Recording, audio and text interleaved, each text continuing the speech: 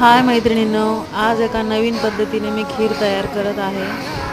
तुम्ही ही नक्की ट्राय करा, खूप छान लागते.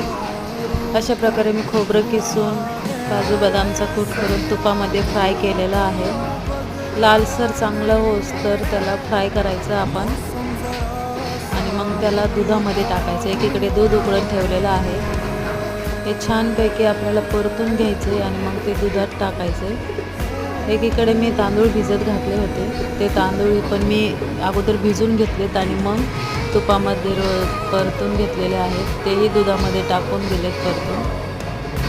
खूप छान अशा प्रकारे खीर होती. एकदा नक्की तुम्ही ट्राय करा. एकदा चांगलं त्याला हलवून घ्यायचं, तांदूळ वगैरे सगळं टाकल्यावर. आपल्या चवीनुसार तुम्ही साखर टाका, तुम्हाला जेवढं गोड लागतं तेवढं. आणि 5 ते 10 मिनटं हे